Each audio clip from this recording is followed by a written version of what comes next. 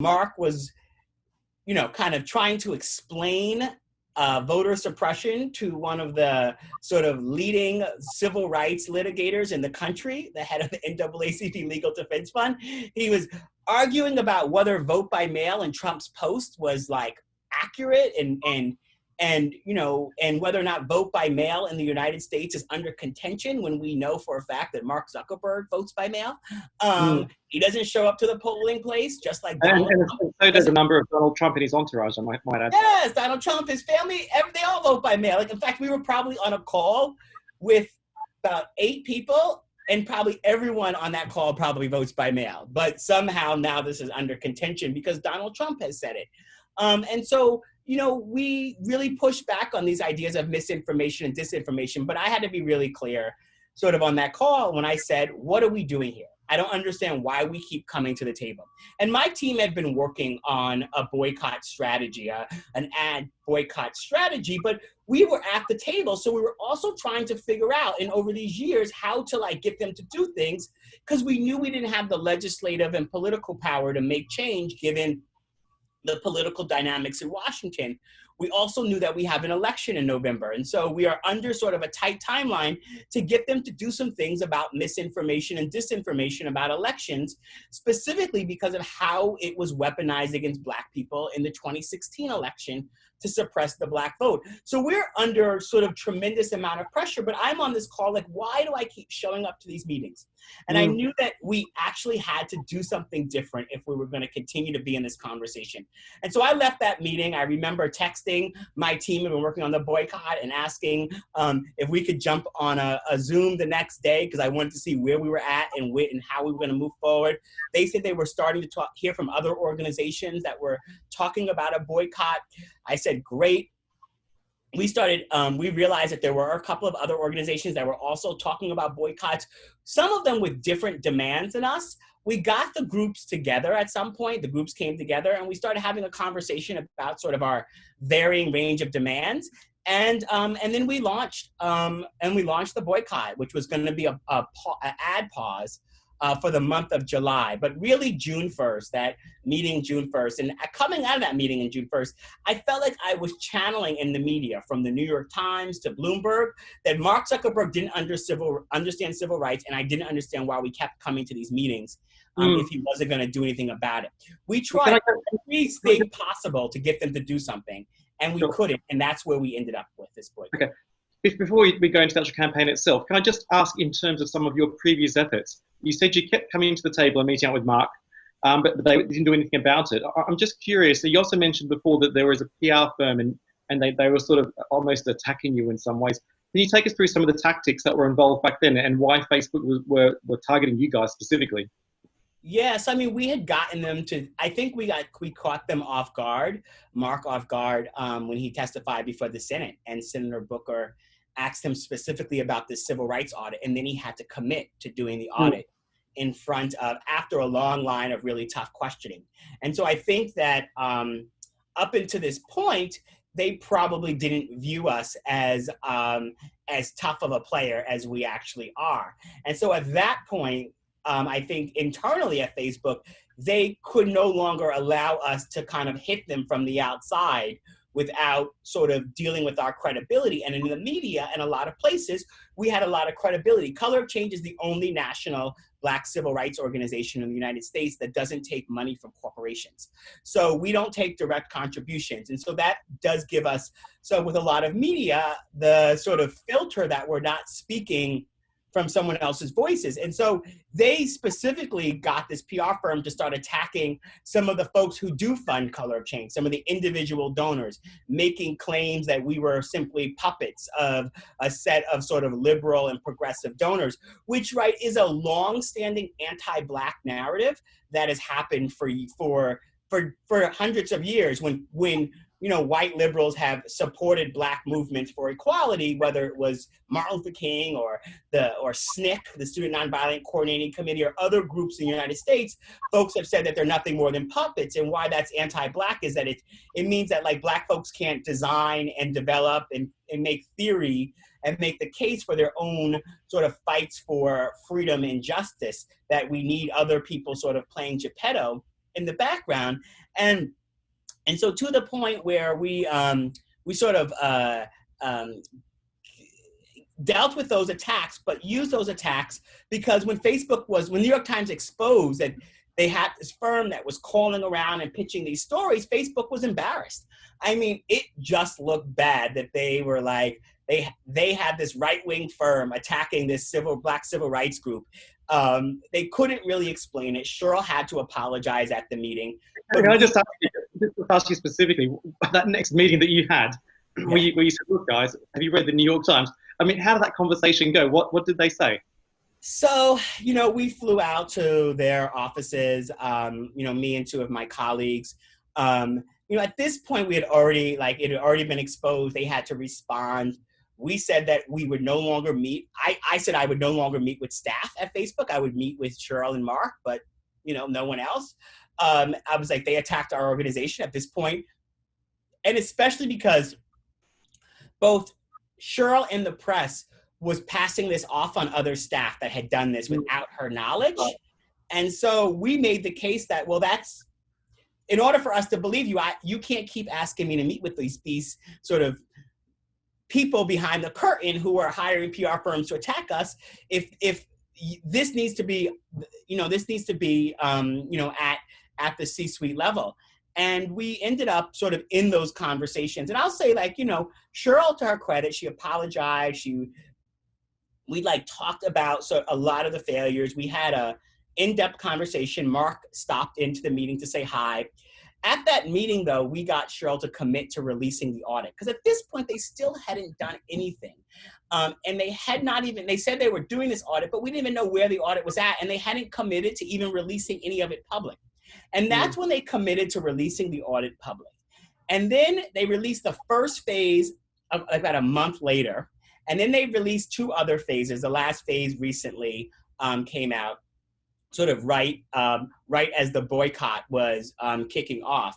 And as they released sort of each phase, the first phase, we saw really no progress that had been made on the demands. The second phase, we actually saw some real progress. We saw some things that they had put in place. They started banning white nationalist groups. They settled some cases that they were trying. And for people that sort of are wondering what I'm talking about here is there's a history of civil rights law in the United States that you can't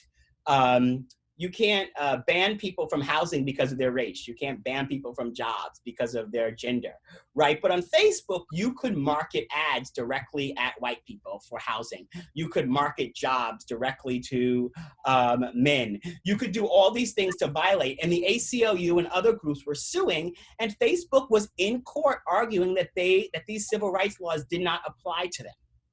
And so it was hard to sit across the table from Cheryl and say that she's cares about civil rights, but they're in the court arguing that civil rights laws that don't apply to them. Meanwhile, you can't put up videos on Martin Luther King Day with the Facebook logo saying how much you're inspired by Martin Luther King's words and then fighting against in court the very things that he fought for. And so the part of the problem was this was the kind of ongoing gaslighting, the ongoing sort of scratching of the heads that we were having, this can't actually be happening. I spent months actually explaining to Cheryl that she could ban white nationalist groups from Facebook, and she didn't also have to ban women groups who were breastfeeding who didn't want men, that they were not equivalent, and that she could ban one and still allow women to have a group that did not let men where they discussed breastfeeding. But that took a long time. And finally, I remember when she called me and said they were banning these white nationalist groups, I was like, great. And I was like, I hope you're not banning the women groups. And she's like, no, we figured out a way around that. And I was like, I don't even understand why there had to be a way to figure around it. All of this kept happening. We kept having starts and stops, but I did feel like we were making progress until the rubber actually hit the road with the Trump post. And all of this infrastructure they had said they put in place, all of this AI, they said that they were catching things. All of this sort of did not matter because when Trump posted that post around looters and shooters, right? That they were going to kill protesters, basically, which was a rallying cry to vigilantes, because that is the history of sort of vigilante violence on Black people in this country, Black protesters, Black people who speak out. Mark saw the post. Mark knew the post was a problem. Mark picked up the phone and called Donald Trump and told Donald Trump that he was making his life hard, right? Like, if the post violates the rules, then pull it down. They left the post up. And this is something that's important, I think, for folks in advertising, is that the decisions about political ads at Facebook run through the political department. At Twitter, at Google, and a lot of other companies that still have problems, the decisions sit in a different place. So what ends up happening is that these things are sent through the consideration of keeping those in power accountable. So the platform builds itself as this tool for connection, this tool for inspiring voice, this tool for allowing people to speak freely, but yet they set the rules on the platform to sort of prioritize the voice and prioritize the sort of enforcement around the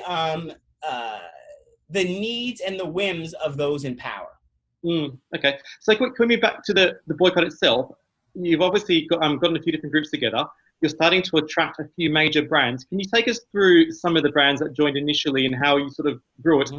And also some of the conversations that you had with brands. Why did brands decide to get involved in this particular boycott? So to be very clear, a lot of the brands early on were reaching out to us. So once again, Color Change doesn't take corporate funds, but a lot of corporations didn't really know that, right? They saw us out there and they started to announce that they were giving us money. I mean, the number of calls I got from corporations that I've been trying to move policy on other issues, telling me they were giving us 6 figures and 7 figures that we weren't going to take, was actually just weird. Now, we actually work with corporations a lot. We do some earned revenue around some diversity and equity stuff. We do work where we are, where we partner. Some media platforms give us space for PSA ads. There's all sorts of things that we do in partnership, but we don't take direct financial contributions because part of our work is holding corporations accountable. And but these corporations were asking what they could do. They were asking how they could be helpful. And in the aftermath of George Floyd, when you have Donald Trump posting about shooting looters and protesters and shooting and calling on vigilantes, right? You have this sort of this incident where you're telling corporations why are you advertising on a platform that is fermenting this type of hate, that is fermenting this type of sort of engagement? And corporations started standing with us. I remember an early conversation I had with one of the first ones was with the CEO of Ben & Jerry's. And, part of the Ben & Jerry's strategy was Ben & Jerry's is, while it's a B Corp in some ways, it's part of Unilever. And so what we were trying to do is both engage sort of the sort of friendliest sort of sub-brand of the Unilever family as a sort of vehicle to talk to the larger Unilever sort of community and hopefully get him on board as a champion, which we were able to do. And, I'll tell you, a lot of my initial conversations were, we laid out the case and the corporations were really saying, we're almost happy that we were giving them something clear to do. So that guy, they sort of liked, they wanted to help, they didn't really know how to do it. They didn't know what else they could do. The second thing that happened was that many of these brands had their own problems with Facebook. And I know we'll talk about the sort of outsized power of a platform that becomes so big that they don't feel like they have competitors. And as a result, they treat their clients and customers a certain way. And this is also what many of them were experiencing. We also, I remember, showed Verizon, for instance, just a screenshot of their ad next to the Boogaloo Boys, which is a white nationalist group that wants a second civil war. And their ad is right next to them. And we're saying, Facebook charged you for this. Facebook charged you for this advertising, this is how your corporate brand. We started to have a lot of companies reach out to their sort of PR, Madison Avenue sort of agencies of record And some of those agencies started to allow us to have real off-the-record conversations with brands. Some of those conversations were interesting in that we didn't even know what brands were on the phone, and brands could follow up with us directly afterwards. And there was a lot of ways in which the companies were trying to sort of maintain the sort of privacy of the companies, and at the same time help their companies navigate, which was a very sort of big public moment where the companies could actually make a really powerful statement by doing something. We started to get companies to announce, and I will tell you, then we just had a wave of folks figuring out how they could get involved, what they could do, how they could make a statement. Early on when we announced the campaign, Prince Harry and Meghan Markle reached out to us, and I had been talking with them earlier in the month about just racial justice in general, and they were just trying to figure out how to be allies, how to be connected to the movement, learning, doing a lot of listening, a lot of questioning. But they had their own experience with social media platforms, and so they offered to make phone calls to CEOs. And I'll tell you what, like, there are people who did not return my call, which all of us can imagine, who were like very, very available and for them. And that also created, I think, another wave of energy where we got some bigger brands to move, and then other brands started moving. The problem is Facebook also just kept helping us. They kept saying things. They kept putting out talking points that didn't make sense. They kept lying actually to advertisers who may not have all had the same exact problems that we had, but then they were being gaslit about the problems that they had. And so they knew when I was saying, so some examples were that, we were talking about voting and civil rights and some of these other issues, but Facebook would say that their AI captured 89% of sort of hate content. And then we'd ask for transparency around that. Or no, they said they pulled down 89% of content, hate content. And we would say, ask for proof of that. And they're like, well, it's 89% of what our AI finds. And so we're like, can you show us how effective your AI is? And they're like, our AI is such and such. Like, well, how do you know that this? Can you show us the sort of the back end? Can you show us the back end data so that we can have a third party sort of look at this? And they could never sort of do that. And these were some of the same questions that advertisers were having about what they were being charged, about the about the click-through rates, about the numbers that they were being given, where they weren't able to actually evaluate effectively. And so when I would sort of walk through how they weren't able to prove these sort of numbers that they were putting out to us, I was talking to people who had the same experience. And so it became hard for Facebook to create. They were caught in this space. I mean, the thing about monopolies and things about companies that have outsized power is that they've cornered the market. And so for a lot of mid-sized to small businesses, it was untenable for them to leave Facebook, especially in the age of COVID, where so much of their sales had moved online. And so it was a real tricky sort of scenario for a lot, but a lot of companies joined in the boycott, over 1,000. And it was, from my perspective, and reason why I felt like we always had to do this, was I never thought I was going to upend Facebook's business model. Just the way it works, you don't upend monopolies that way, right?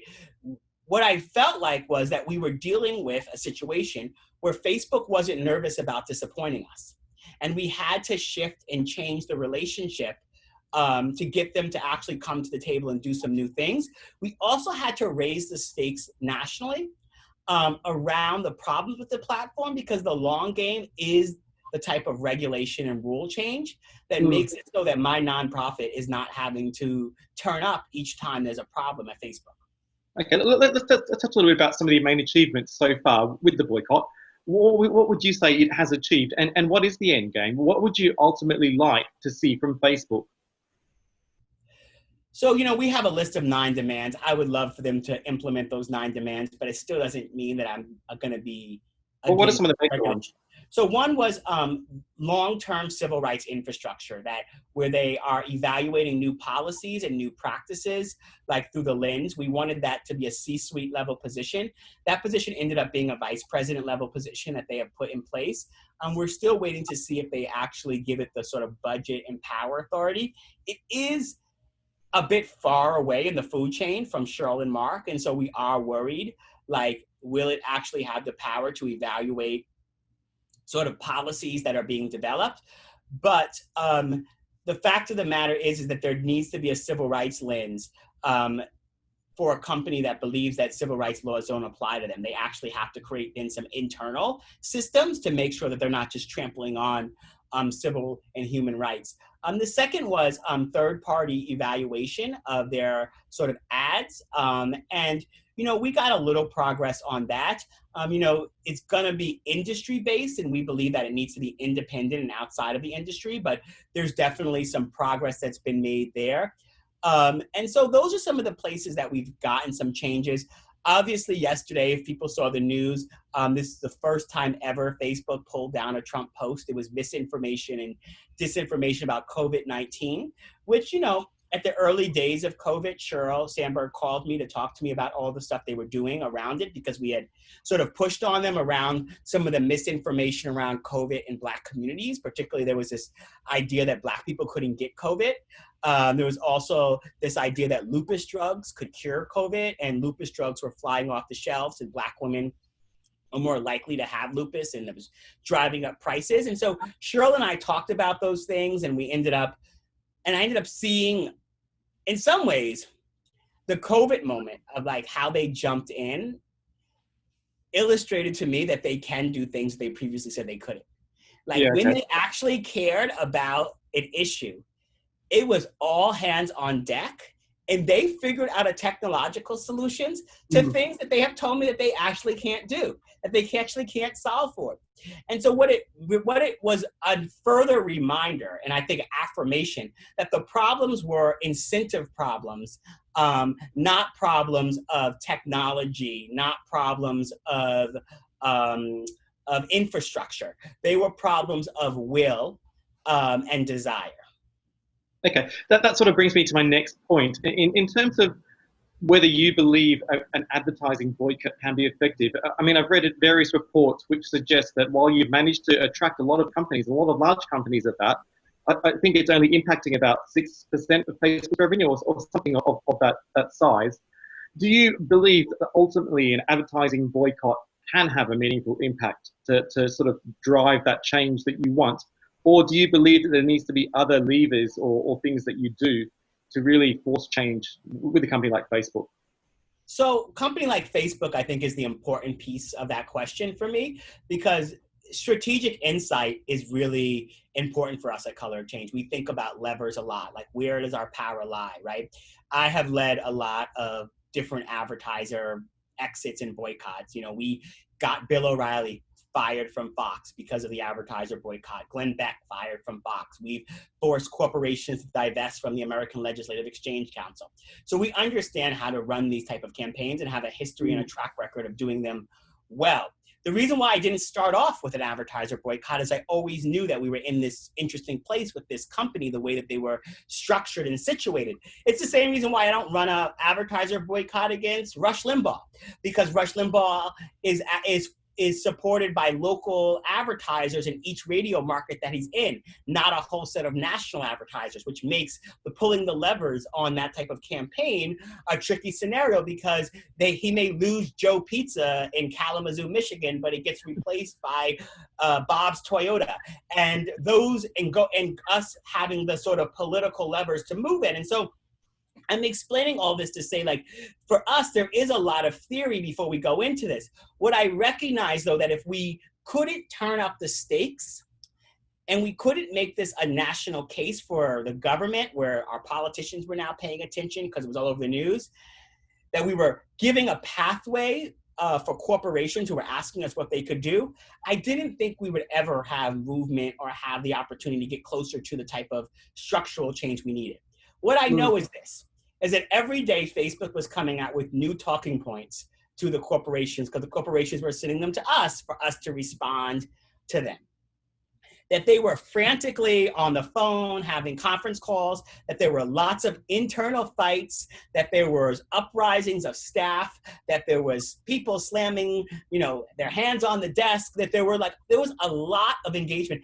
And there was them requesting more meetings with us, right? So if I have a boycott that no one cares about, the head of the company doesn't ask to meet again. Right? Mark Zuckerberg has 60% of the shares. He is chairperson and CEO. If the boycott meant nothing, I would have not had multiple engagements since the boycott started with both Mark and Cheryl.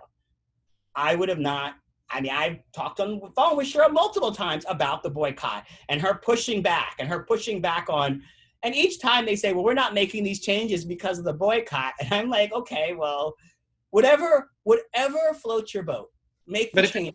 The point, isn't it? Because Mark has said, and it's been leaked, and I know we discussed this, but he has actually said to his staff, I believe it was, that they're not going to bend because of an advertiser boycott, and that they're just going to sort of ride this storm, and then things will go back to normal. I mean, do you think he has a point there? I mean, if you look at past campaigns against Facebook, they do tend to ride the storm. They do tend to have this sort of Teflon quality about them, where things don't stick.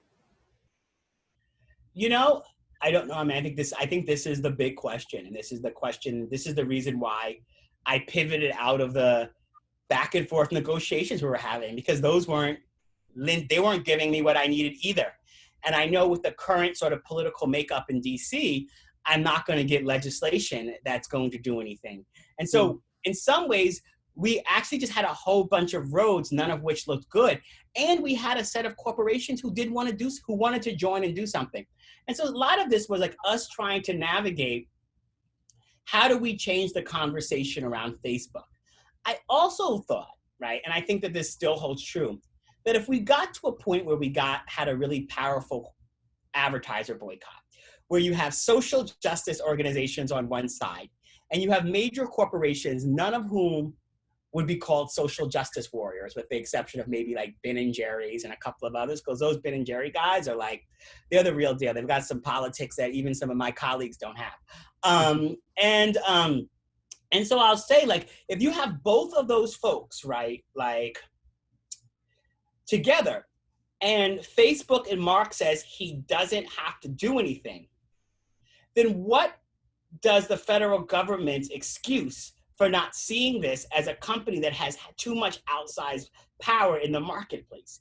And so part of also what we try to do is use this to make the case, at least to one of the presidential campaigns in the United States, and to many other sort of political leaders, about what the need is in terms of oversight, regulation, and new rules. Here is the thing. Facebook should not get to police itself, just like dairy companies should not get to decide whether or not it's okay that my milk is poison. There should be infrastructure in this country to decide what is safe and what's not. The auto industry, I shouldn't have to protest out in front of the auto industry to make sure that their seatbelts work. There actually has to be oversight and standards. All sorts of industries have people that call themselves engineers. It is Silicon Valley that is a place where engineers don't have to have any certification, don't have to have any rules. An architect or engineer, if they build something that hurts people, there's accountability, there's rules, there's certification. In Silicon Valley, you just go out and you build stuff, and it doesn't matter who it hurts, who it causes. You call yourself an engineer, you call yourself a builder, you call yourself all these things without any rules. And that's what has to change, because the technology that has the potential to bring us into the future shouldn't drag us into the past. It's a really good point you raised there, and especially about the regulation and the political will and the lack thereof, I might add, at this current moment. You've got a president like Donald Trump, who is well known for weaponizing platforms like Facebook for his own political agendas. And I guess some people might argue a similar situation in the UK with the current government. and things like Brexit. My question to you is, do you believe that there will be a time when there will be political will for change? And you also mentioned previously in one of your columns that Facebook and Donald Trump were a match made in heaven. So I'd like just you to elaborate on that point as well. Yeah. Well, Facebook and Donald Trump are a match made in heaven is because they can both play off of each other. As long as Mark sort of does enough of the things that Donald Trump needs him to do, he can avoid regulation. And as long as he does enough of the things that he needs to do, Donald Trump can hold this idea of regulation over Mark's head. They both also like this idea of kind of having sole power to make decisions. I think I remember the last meeting that I was in with Mark where I was trying to sort of express my frustration with sort of how they make rules around political ads. And I was specifically calling out this gentleman named Joel Kaplan, who is the head of policy at Facebook, who is reports into Nick Clegg, who is a former MP. But Joel Kaplan is Brett Kavanaugh's best friend, the Supreme Court justice who had a very contentious hearing in the United States. He sat behind him in the hearings and famously threw a party for him after he was confirmed. Joel Kaplan was one of those guys with the Brooks Brothers suits yelling in Florida during the 2000 recount, for anyone who's old enough to remember the Bush-Gore recount that happened in Florida, and yelling about ballots. He's participated in organizations and movements that have actually made it harder for Black people to vote in the United States. You know, we just lost John Lewis, a leader in the civil rights movement. If Joel Kaplan had been alive during that time, based on who in the movements he's aligned with now, he would have been on the other side of John Lewis's struggles and John Lewis's fights. And so this is who Mark Zuckerberg has in charge of this effort in the United States. And so Mark was like, no, I make those decisions. Well, actually, it's this woman who, he named the woman who identifies and flags these like suspicious posts. And he's like, I know you want to make a meme out of this. I know you want to, trying to make a thing out of this with Joel. And I was like, and he's like, but it's actually this woman, and she brings him to me. I was like, well, who does the woman report to? And he goes, Joel Kaplan. I was like, well, that's an org chart, not a meme. And, the thing about, these conversations that we have is that in each of these situations, we end up in a setting where the incentives inside of Facebook means that Mark and Trump need each other to play off. But there will be a day, I hope, where Donald Trump is not president anymore. And that day will be the day where we end up, I believe, with a new level of interest in creating rules. Now, I think like who creates the rules and how strong the rules are and all of that is like up for debate right now. And so I'm not in any way thinking that we've won the battle, but I do think that we have built a new level of consensus that Silicon Valley can't continue to operate exactly the way it is. The questions will be is how far will either party go in the United States, given all the sort of resources that these companies dump into the political process on both sides. Okay, final question before we go to some questions from the audience.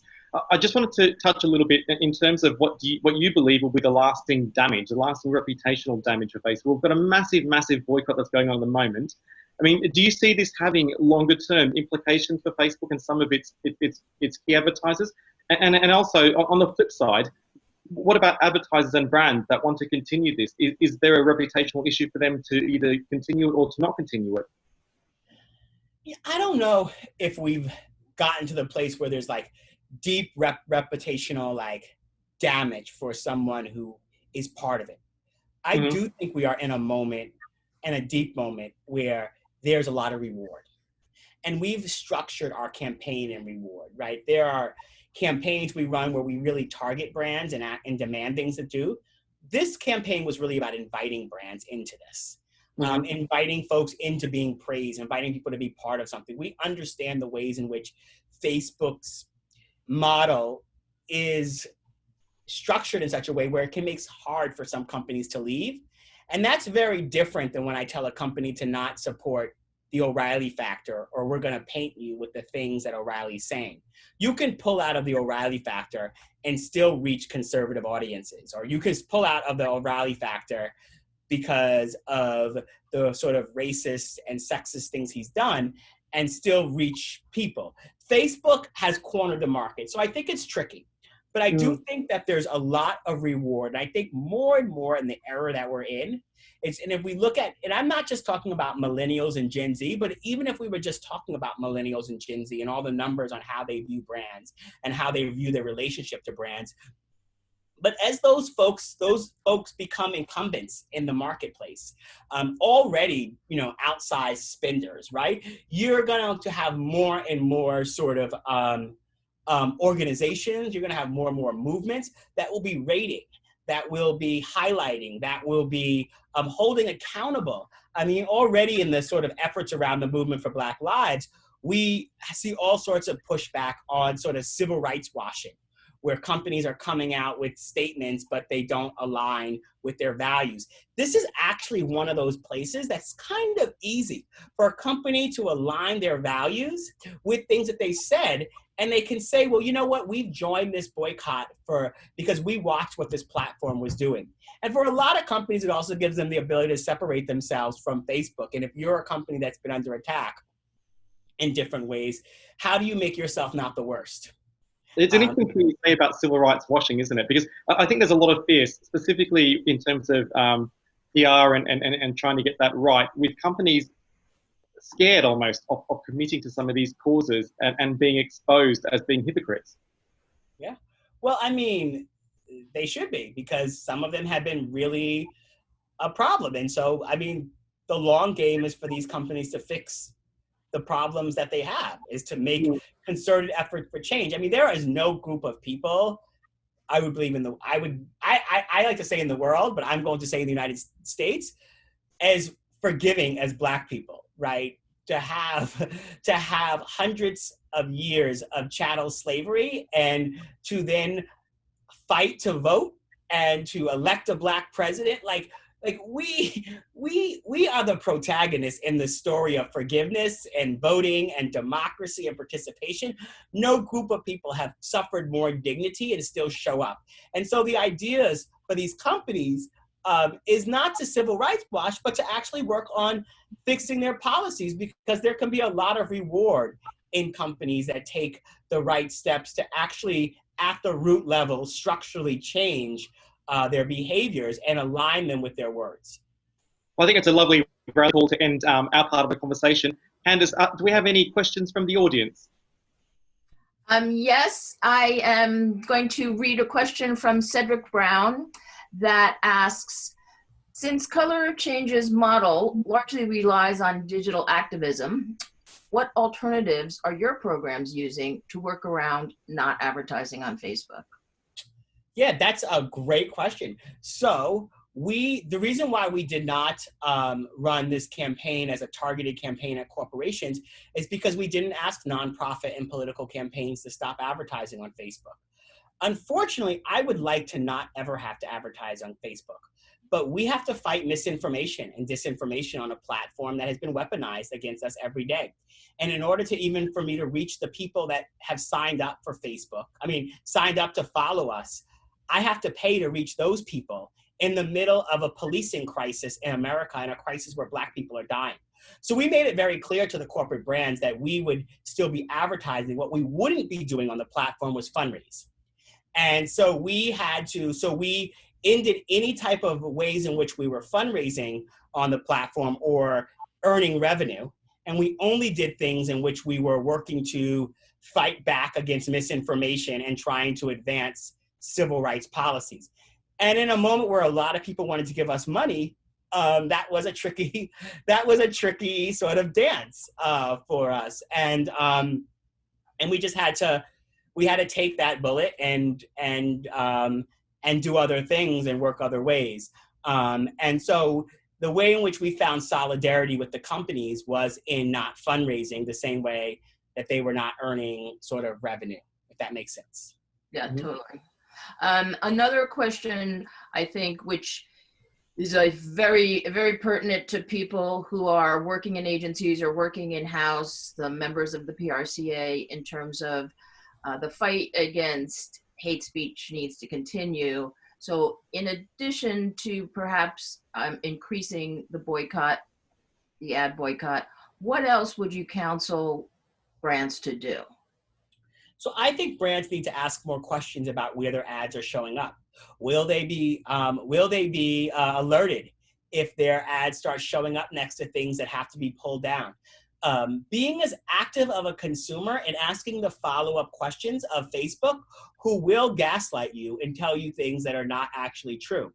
And one of our 9 demands, was really about this very question, because we made a demand that which the Facebook has not agreed to, that advertisers would be alerted when their ads showed up next to content that had to be pulled down because it violated policy. Because I think that level of transparency is important, right? Like if I am advertising on, MSNBC and they do a segment promoting white nationalists and my ad shows up right after that, like I should have some recourse, right? That's not what I signed up for. And Facebook doesn't give you any of that. And I think that if more advertisers were asking for their own compact around a Bill of Rights, if advertisers were asking for things that they needed, some of those things would actually be connected, because some of the ways in which Facebook has grown so large and has built so much power and feels like they don't have to do anything. And as a result, Mark can say it doesn't matter that all these corporate CEOs have pulled their money because he's so much more powerful than all these corporate CEOs and he doesn't have to listen to them, which is essentially what he's saying. If these companies made some demands on how they were dealt with as customers from a business to business perspective, some of the things, we would have more data on some of these things, but also if Facebook had to let you know each time your ads showed up next to the Boogaloo Boys or some other white nationalist group, don't you think they would figure out how to get rid of the Boogaloo Boys? Yes, I do. Can I just add a point to that? That's a really good point in terms of scrutinizing where your ads are placed. And a good recent example of that actually is if you look at the coronavirus, a lot of advertisers quite intentionally decided they did not want to advertise against any content on websites and in newspapers, and maybe even in TV bulletins that were about the virus. They just didn't want to have a bar of it. So they take that conscious decision to not advertise in certain channels. But when it comes to Facebook, do they ask those same questions? I think it's a really good point. Yeah. And I think getting real clarity, asking Facebook, how do they know that? How do they evaluate these things? Asking about the AI, asking the same demands that you would ask of radio and television and these other places where you're putting your content and your brands where you're putting your brands, the legacy of your brands, the businesses that have been built, the ads that have been created, you're putting that next to content, and you want to know what that content is saying and how it is representing you. And I don't think any of this is like a crazy thing to ask for, but it seems like we are in this Wild West where Facebook looks at us and says that they don't have to do any of it. Well, I think that it is fantastic to have you, Rashad, and Arvind. It was wonderful to have you two in conversation. I think this is a big topic, an ongoing topic, and congrats on the success of the boycott as it had gone through a full month, and I see a lot of brands who are continuing with it. Yeah. So. Really powerful. Thank you. And here's the thing. We're seeing more and more folks around the world joining, particularly in Europe, joining this boycott. And that is really powerful because the impacts of this platform have not just been on the United States. The final thing I'll just say is Facebook has 2.6 billion users. That's more followers than Christianity. And that means that a continent and country size sort of platform actually has to have rules and accountability. And if we don't do something now, it will only get worse.